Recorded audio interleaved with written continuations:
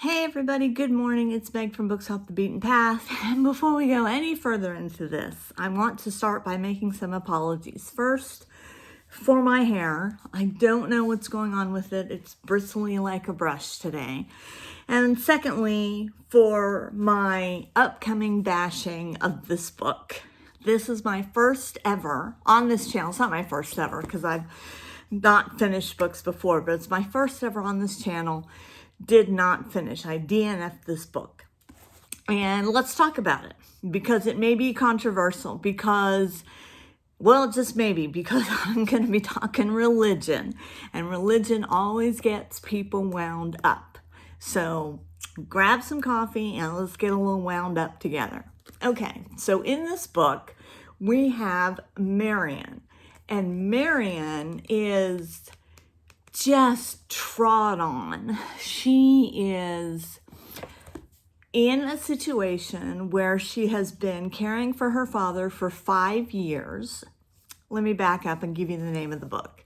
The name of the book is Crimson Roses by Grace Livingston Hill.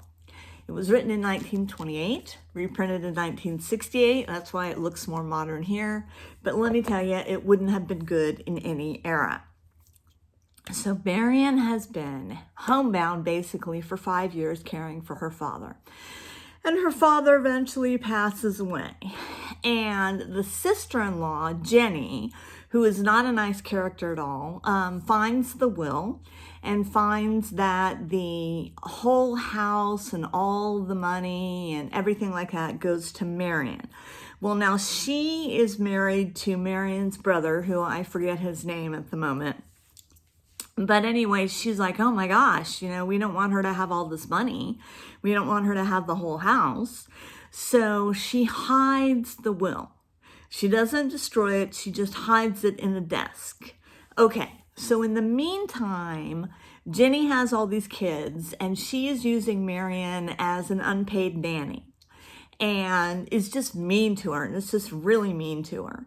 And the brother who is doing his godly duty, he keeps talking about, or he keeps thinking about, he doesn't have a lot of dialogue.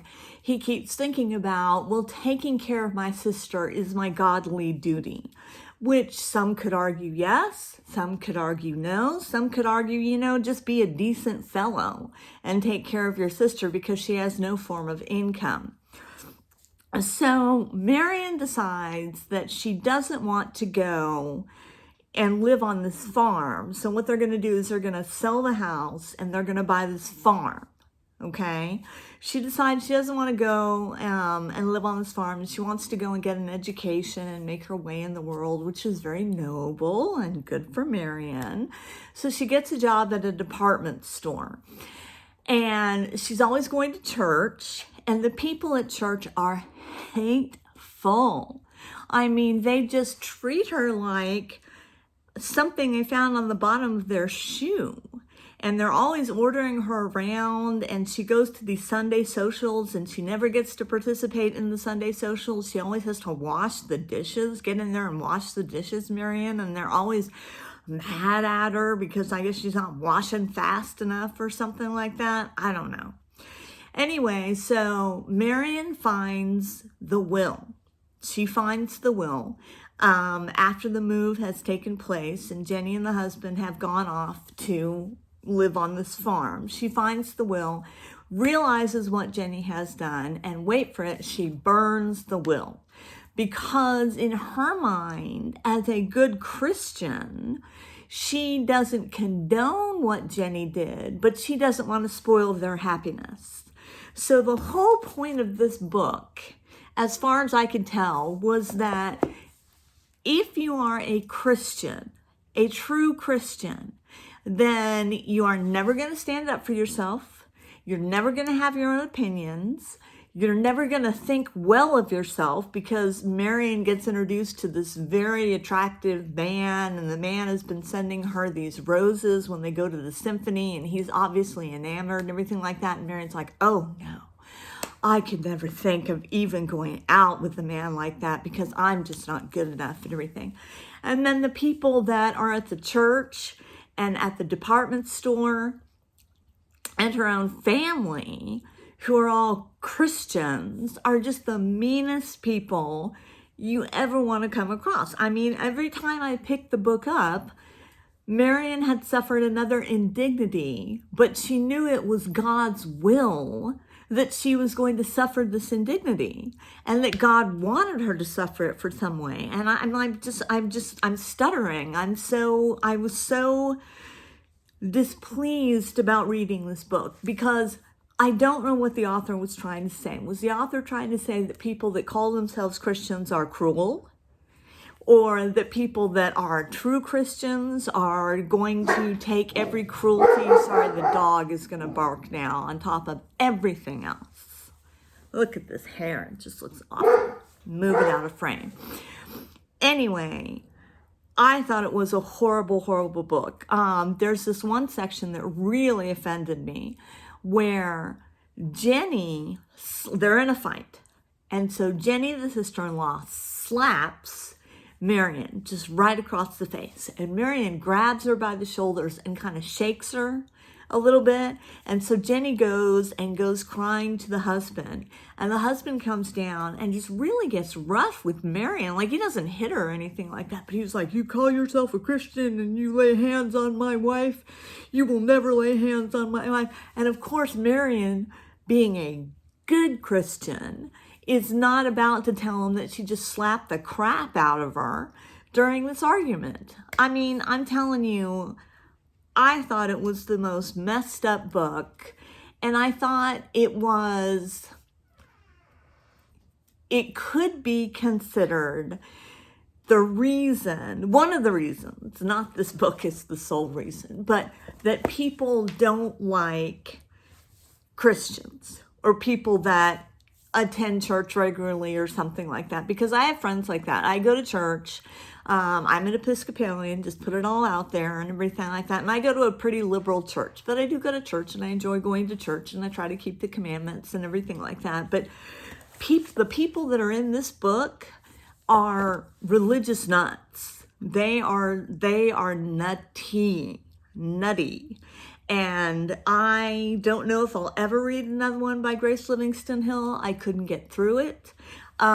Even the young man that that is enamored with her, he was like the only halfway nice character in it. And I guess he was supposed to be like her knight in shining armor and everything like that. But I couldn't even get into the relationship that was starting to build between them, because Marian was so thick and so, non-attentive to the world around her.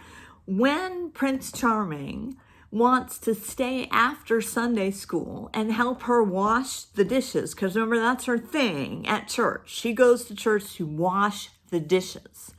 And even the minister and his wife are telling her to wash the dishes. So Prince Charming wants to stay over and help her wash the dishes. She honestly thinks that he just wants to wash the dishes. What? Oh my God. So main character, stupid and nutty. Side characters, stupid, nutty, and mean. And the plot was abysmal. I mean, I don't even know what the plot was. I guess she's trying to make it on her own, which is, like I said, very good for her, trying to make it on her own. But everyone she encounters, and then she herself, I gotta get this out or I'll just explode. She herself looks down on all of these people at the department store who have shorter hair and they're wearing more modern clothes and everything like that, because they're not godly women. They're not godly women. Well, if you're a godly woman, Marian, then I'm going to be in the other group. Okay, I'm done with that. I'm done with my rant. My hair has ranted out. My face has ranted out. I've ranted out to you guys. Sorry, this one really got under my skin. So, don't recommend it. I'm just going to DNF it on Goodreads. I'm not even going to give it a review. Let me know if I'm wrong. Let me know if Grace Livingston Hill is one of your favorites, and if I just missed it, if I just missed the point, just so leave me a comment, give me a like. You may not want to give me a like after today, but give me a like, hit subscribe. Thank you to all of my wonderful subscribers and everyone who leaves me these great comments. I love the comments. Keep them coming. Anyway, that's all I have to say about Crimson Roses, and I will check you later.